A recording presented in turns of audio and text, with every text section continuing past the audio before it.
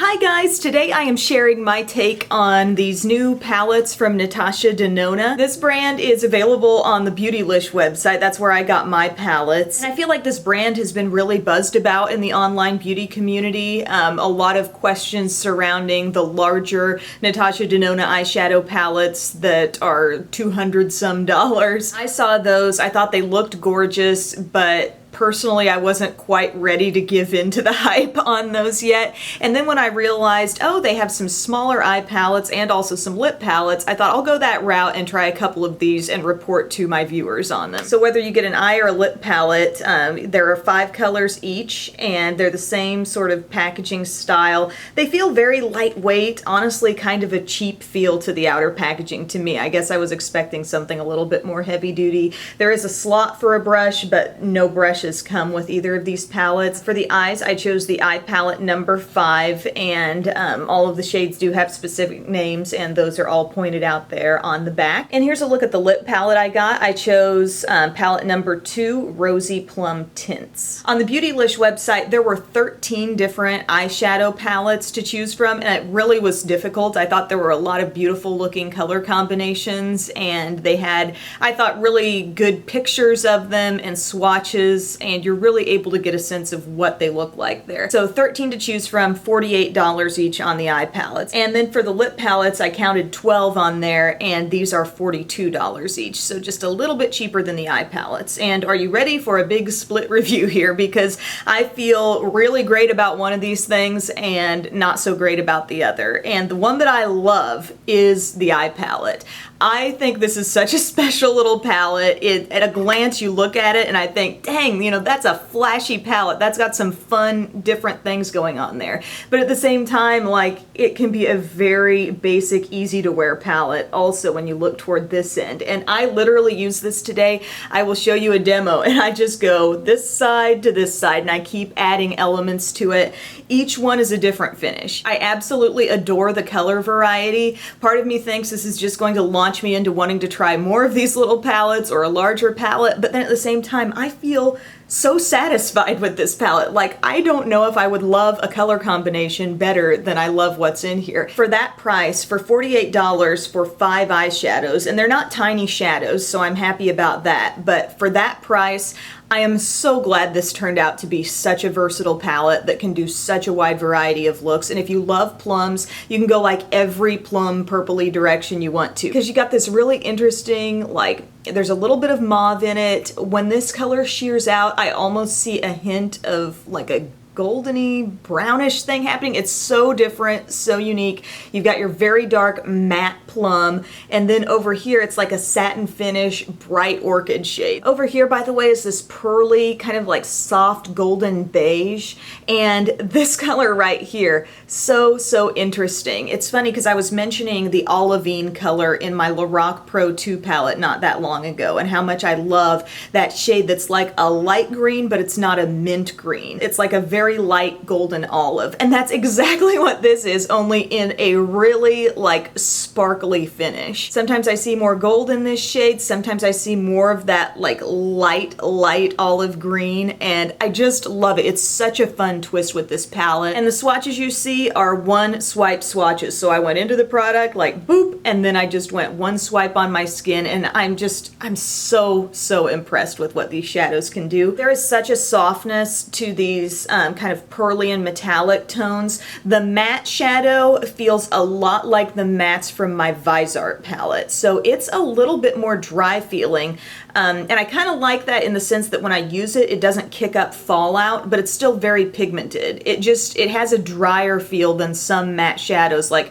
it feels much more dry than a Lorac shadow. The glittery shade holds together surprisingly well, so I do prefer to apply it directly on top of either a primer or some kind of a base. I just feel like it has a little bit more to cling to that way, a little better staying power, but even swatched out dry, it just looks so solid and so good, and I think that is because it's not just a pure glitter. You know, there is some pigment in there. And then this satiny finish, really bright purple shade. It's kind of like the brighter purple in the PB&J palette from Too Faced, only a little more intense than that. So I want to walk you through the eye look I did with this. First off, I applied a primer and I used my Sigma E25 brush with this kind of beigey gold shade just for a little soft color in the crease. Like, I'm just getting warmed up here. I took this absolutely beautiful sort of plummy mauve with a hint of a golden brown undertone happening in it. I would really like to devote a whole look to just this shade. I did not do this color justice today simply because I ended up layering so much more on top of it, but that shadow could be a great look on its own. Then I took the matte shadow and I worked that onto the outer part of my lid up into the crease just a little bit and got that all blended out, and then I smudged it just a little bit on the outer part of the lower lash line. And then as kind of a prep step for the sparkly shade, I used a cream shadow. This is my Batter Up shadow stick from the Balm in Moonshot. I did a little bit of that on the inner part of the lid. I also put a little under my brow since there's not really a highlight shade in this palette. After that, I just kind of gently patted this goldeny green glitter on the inner part of the eye for a fun little pop there. I mean, this totally takes it to that party look level. I love what that fun glitter does. And then I'm finding one of my favorite ways to use this bright purple is with a small wispy brush.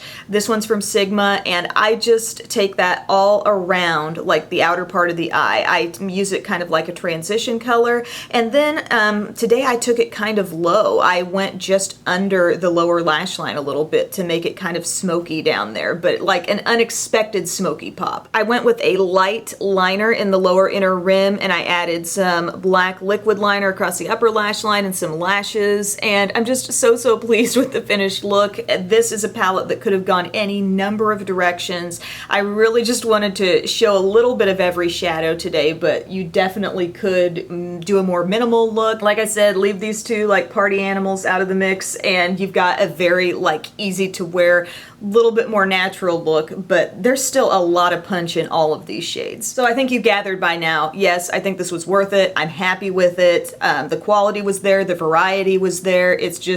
It's everything I could want. Now I also got this lip palette. They were identified as tints. Like this says Rosy Plum Tints. They did all turn out to be a lot more sheer than I was expecting. And it's not that sheer is like a bad word in the makeup world. I know sometimes I throw it around and I'm like, oh, the foundation was too sheer, the eyeshadow was too sheer. Sheer can be what you want at times. And I'm not saying this is the worst lip palette ever, and there are some pretty lip looks that I can get out of it. I just wanted a little more. For the price tag, for the expectation, maybe just, you know, having such great luck with the eye palette, I was hoping that this would just blow me away, you know? And I felt like these creams, they're very solid, first off. It's not gonna be the kind of thing that you really goop up some product with. When I've used it, I really have kind of worked my brush in there some to sort of, I don't know, loosen the product sounds funny, but just to work up a little more creaminess and a little more color. But still, the nature of these products is to be more on the sheer side. They all have that element of sheerness going on. So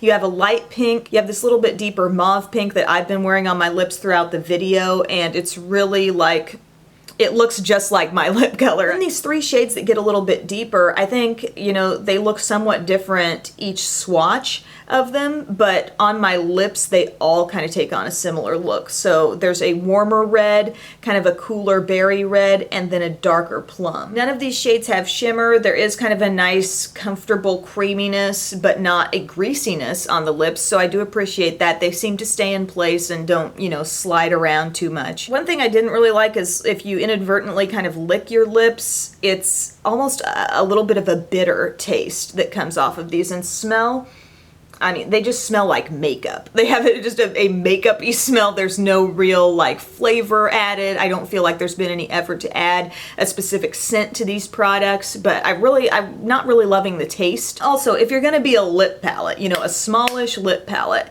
and say, you know, these are the shades that I'm wearing for the day, so this is what I'm gonna take with me in my purse. There is no brush included, and there is also no mirror included. And I think that those two things greatly affect the portability of the product. And I'm sorry, the price tag's like $42 on this. This just isn't $42 worth to me. I just wanted each shade to individually pop more, have more impact on the lip. That's exactly like what every shade in this palette. Every shade in here is special, you know, different. Each one does something specific. And here, you know, I understand that it's a little bit more of a monochromatic feel to things, but you just got these couple of light, barely there shades, and then all three of these end up looking very similar because they are so sheer on the lips. And granted, you can maybe do some combining here, as I have done. When this was new to me, I at first was putting on the light shades and I'm like, whoa, I need more. You know, this isn't showing up as much as I'd like. And so I was pulling in the darker colors to mix with it and create something a little bit different. But I will say this, if this video has piqued your interest about lip palettes,